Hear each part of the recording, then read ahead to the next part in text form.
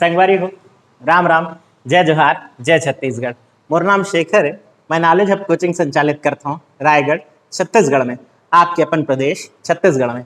भैया आज ये पूरा माह के आखिरी दिन आ गइस, यानी अगस्त माह के 31 तारीख में हमन पहुंच गए। आओ अब ले यानी काल ले नावा महीना और नावा प्रयास सब शुरू करने वाला हन।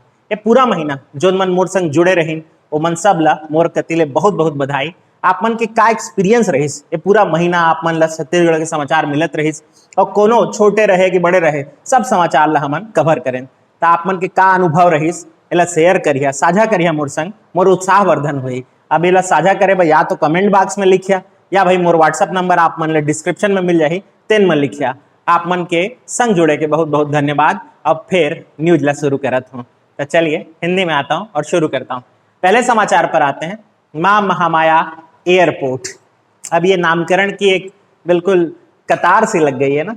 अभी कुछ दिन पहले आपने, इनफैक्ट कल के समाचार में ही मैं बता रहा था, जगदलपुर में मौजूद हवाई अड्डे का नाम मां दंतेश्वरी के नाम पर किए जाने का प्रस्ताव भेजा गया था। अब एक प्रस्ताव और आया है, चकरभाठा हवाई अड्डा, जो लगातार इस माह चर्चे पे बना रहा, बिलासपुर स्थित, बिल्कुल जिसको लाइसेंस को लेकर विवाद चल रहा है। अब इसके हवाई अड्डे के नाम को मां महामाया हवाई अड्डे के रूप में जाने का प्रस्ताव भेजा गया है। अगर ये स्वीकृत हो जाता है तो अब हमारे पास तीसरा नाम भी हो जाएगा। एक रायपुर में है स्वामी विवेकानंद के नाम पर जो माना में स्थित है, दूसरा जगदलपुर में मौजूद है, जगदलपुर कैंप में, जिसका नाम मां दंतेश्वरी हवाई अड्डा होगा, और तीसरा चकरभाठा बिलासपुर, और इसे आप जानेंगे किस नाम से, मां महामाया हवाई अड्डा के नाम से। तो भैया उम्मीद है देखें यह नामकरण हो जाए। फिर बात करते हैं 1 से 30 सितंबर के बीच चलने वाले एक अभियान की। वैसे तो यह अभियान राष्ट्रीय स्तर का है, लेकिन हमारे प्रदेश में चल रहा है तो कब से कब तक चला, ऐसे प्रश्न पूछे जा सकते हैं। तो इस सूची में हम जानेंगे 1 से 30 सितंबर चलेगा राष्ट्रीय पोषण माह छत्तीसगढ़ में। इसका आयोजन इस बार डिजिटल जन आंदोलन के तौर पर किया जाना है। अब इसका क्या मतलब होता है डिजिटल जन आंदोलन, यानी सोशल मीडिया के हर वो माध्यम, फिर चाहे वो व्हाट्सएप हो, फेसबुक हो, इंस्टाग्राम हो, ट्विटर हो, जैसे सारे जो माध्यम हैं उन सब का प्रयोग किया जाएगा और लोगों को जागरूक किया जाएगा ताकि वो अपने बच्चों के लिए सुपोषण की व्यवस्था जो सरकार कर रही है उससे जुड़ सके। साथ ही साथ गर्भवती माताएं या शिशुवती माताओं, उनके स्वास्थ्य का भी ध्यान रखने के लिए जितने प्रयास सरकार कर रही है उन सब का प्रचार प्रसार किया जाएगा। तो डिजिटल जन अभियान के रूप में से संचालित किया जाएगा। वैसे अगर देखा जाए तो पिछले 4 या 5 सालों के भीतर छत्तीसगढ़ में कुपोषण की दर जो है वो बड़ी तेजी से घटी है, यानी कि हमारे यहाँ सुपोषण जो है वो मामले बेहतर होते गए हैं। और एक रिपोर्ट ये भी कह रही थी, हाल फिलहाल में ये रिपोर्ट जनवरी 2020 में जारी हुई थी, और जिसके अकॉर्डिंग ये कहा जा रहा था कि छत्तीसगढ़ में 13.79% की कमी आई है कुपोषण, और लगभग 76,000 बच्चे जो हैं उससे लाभान्वित हुए हैं। इस तरह के भी आंकड़े सामने आ रहे थे।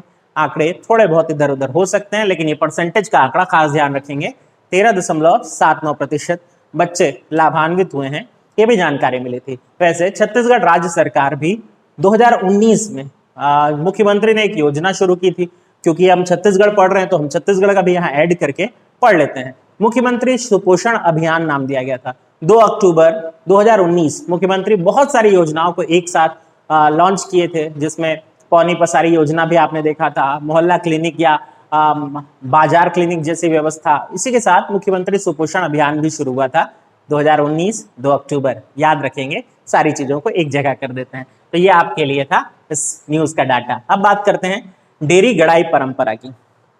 देखिए, बस्तर का एक बहुत प्रसिद्ध दशहरा होता है, 75 दिन का आयोजन होता है, और ये दुनिया में सबसे लंबे समय तक सेलिब्रेट किया जाने वाला फेस्टिवल है। ये तो आप सब जानते हैं, यात्रा पर्व के नाम से भी जाना जाता है, ये भी आप जानते हैं। अब बात करते हैं कि इसमें एक परंपरा होती है डेरी गड़ाई, वो क्या होता है। तो भाई देखें, रथ का निर्माण से लेकर अलग अलग चीजें यहाँ अलग जाति, समुदाय, गांवों को बांट दी जाती है, और उसी परंपरा में से एक परंपरा है डेरी गड़ाई। तो बिरिंगपाल नाम का गांव जो है, वहां के ग्रामीणों को ये जिम्मेदारी दी जाती है कि वो डेरी गड़ाई की परंपरा करें। इसके लिए उस गांव के ग्रामीण साल वृक्ष ढूंढते हैं जो कि कम से कम 10 फीट ऊंचा हो, डाली सहित हो, और उसे लाते हैं खंभे के रूप में। अब उस पर हल्दी का लेप लगाया जाता है और उसी को डेरी गड़ाई के रूप में गाड़ा जाता है।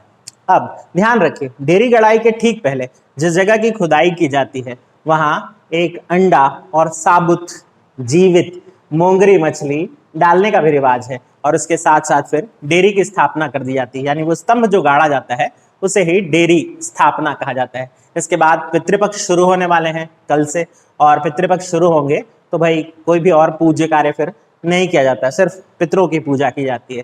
तो उम्मीद करते हैं इस बार के पितर ये सब कोरोना वोरोना दूर करें, अपने साथ लेकर के चले जाए। खैर आगे बढ़ते हैं, अगली न्यूज पर आते हैं। बघनई नदी, वैसे तो ये मुझे नहीं बताना था क्योंकि बहुत बड़ा समाचार नहीं है, लेकिन छत्तीसगढ़ पीएससी अक्सर ऐसी नदियों के नाम को पूछ लेता है जो कम चर्चित होते हैं और हम फंस जाते हैं, इसलिए यहाँ पर चर्चा पे रखेंगे बघनई नदी को। बघनई नदी फिंगेश्वर के आसपास बहने वाली एक नदी है। अगर इसका कायदे से क्षेत्र देखें तो गरियाबंद भी होगा और महासमुंद का बॉर्डर भी समझ सकते हैं आप, जहां पर ये नदी बहती है। फिंगेश्वर धाम भी एक बहुत महत्वपूर्ण तीर्थ स्थल है, इसलिए भी आपको याद रखना चाहिए। वैसे समाचार तो ये दिया हुआ था कि इसके आसपास हाथियों ने अपना डेरा जमाया हुआ है, या हाथी इस नदी के आसपास अभी दिखाई दे रहे हैं। लेकिन वहां से हमें क्या मिला? हमें मिला नदी का नाम, जो आपको याद कर लेना चाहिए। फिंगेश्वर धाम भी आपको जानकारी में रखना चाहिए। अब बात करते हैं अगली न्यूज की। सामरी पाट जो बलरामपुर में स्थित है, इसमें भी एक रिसोर्ट बनाए जाने की योजना बनाई गई है। आपको पता ही होगा, ट्राइबल टूरिज्म सर्किट छत्तीसगढ़ में ये निर्माण चल रहा है, जिसमें छत्तीसगढ़ के उत्तर से लेकर दक्षिण तक अलग अलग ट्राइबल जगह जो है वहां रिसोर्ट का निर्माण किया जा रहा है। इसी सूची में अब एक नया नाम जोड़ रहा है सामरी पाट का। वैसे सरगुजा संभाग के भीतर आएगा सामरी पाट, तो आप परिचित होंगे। इसकी ऊंची चोटी ही गौरलाटा कहलाती है, जिसकी ऊंचाई आप सब जानते हैं 12-25 मीटर है, जो कि छत्तीसगढ़ का सबसे ऊंचा पाट क्षेत्र बन जाता है और सबसे ऊंची चोटी भी बन जाती है। यहाँ एक रिसोर्ट की स्थापना की जाएगी ताकि लोग इस जगह के पर्यटन को और जाने और समझे और पर्यटन से जुड़ सके। पर्यटन भी आय का एक बहुत बड़ा जरिया होता है। इसी के साथ एक और अनाउंसमेंट हुई कि सरगुजा के कुछ क्षेत्र हैं, उन्हें भी पर्यटन केंद्र, मुख्य रूप से पुरातात्विक पर्यटन केंद्र के रूप में विकसित किया जाएगा।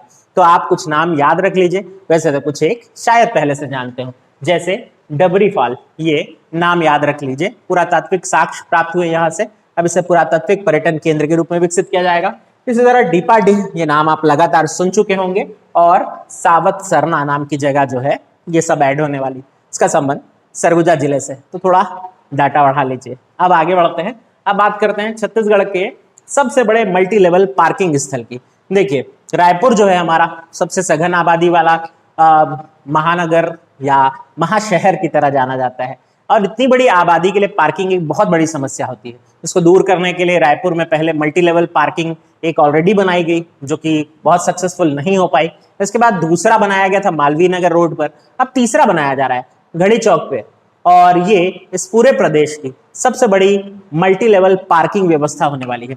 6 मंजिला भवन होगा, जिसमें लगभग 700 गाड़ी पार्क हो सकेगी, यानी बहुत सारी गाड़ियों को उनका सही ठिकाना मिलने वाला है। फुल्ली कंप्यूटराइज्ड भी होगा, जिससे अपनी गाड़ी का एक्सेस कर पाना या कहाँ मौजूद है ये ढूंढ पाना भी आसान होगा। इसके अलावा यहाँ कैफेटेरिया से लेकर बाकी सारी चीजें भी बनाई जा रही हैं, ताकि आप पार्किंग के दौर में अगर खाने पीने का मन कर गया तो अपना टाइम भी पास कर सके। खैर, ये सब तो हो गई मजाक की बात। अब ये जानते हैं कि ये कहाँ बन रहा है, और कहाँ बन रहा है तो मैं बता ही चुका यार, ठीक है, घड़ी चौक के पास।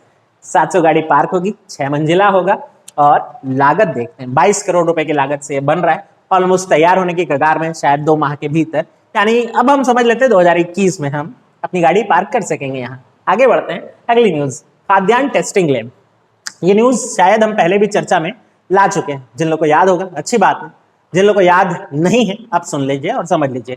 खाद्यान्न टेस्टिंग लैब, जहां धान और अन्य जो उपज है उनकी टेस्टिंग की जा सकेगी। इससे पहले हमें या तो भोपाल या हैदराबाद जैसे जगह भेजना पड़ता था अपने जो बीज हैं उनकी सैंपलिंग के लिए, या हमारे यहाँ होने वाले खाद्यान्न की सैंपलिंग के लिए। अब ये सब कुछ संभव हो सकेगा हमारे अपने प्रदेश में, नवा रायपुर में ये बनाया जा रहा है। नवा रायपुर में ये जो लैब बन करके तैयार होगी 15 करोड़ की लागत से बन रही है, और 1.5 यानी 1.5 एकड़ जमीन पर 15 करोड़ 1.5 एकड़, याद हो जाएगा, उस पर तैयार हो रहा है, और वेयर हाउसिंग कॉर्पोरेशन इसका निर्माण करा रहा है, तो इस पर भी थोड़ा सा नजर रखना है। इसके बाद बाला छापर की सैर कराते हैं आपको। बाला छापर के लिए आपको जिला जशपुर चढ़ना पड़ेगा। जिला जशपुर जो कि जाना जाता है अपने प्राकृतिक केंद्र के लिए, इसके अलावा चाय की खेती। बाला छापर वही तो जगह है जहाँ चाय के बागान है। अब इसके आसपास एक रिसोर्ट विकसित किया जा रहा है, जैसे कि और हाल फिलहाल में छत्तीसगढ़ में विकसित किए जा रहे हैं। बाला छापर का रिसोर्ट बन करके तैयार हो गया है, समाचार पत्रों में आज जानकारी ये प्राप्त हुई कि अब इसका काम पूरा हो चुका है। इसके अलावा बालाछापर को ही विकसित किया जा रहा है ट्राइबल विलेज के रूप में, जो कि एक और बेहतरीन चीज होगी। बालाछापर में बिरहोर जनजाति और उससे जुड़े हुए बहुत सारी चीजों को, आर्ट, कल्चर, उनके प्रयोग में आने वाली वस्तुओं को देखने समझने का मौका मिलेगा। तो अगर जशपुर जाना हो तो यहाँ कुछ दिन बिता करके आइएगा। 2021 में, इस साल तो संभव नहीं दिखता।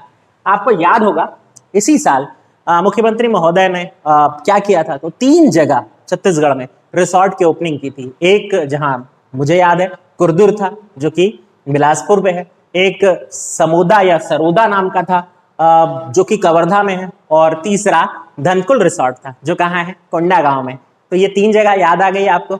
पहले भी न्यूज में कवर हो चुका है। जो शुरू से साथ जुड़े हुए हैं उनको याद होगा, और नहीं तो अभी याद कर लीजिए। इसके अलावा आज आखिरी न्यूज पर चढ़ते हैं। ये भी हम पहले चर्चा कर चुके हैं, पर क्या करें, आज ज्यादा समाचार था नहीं।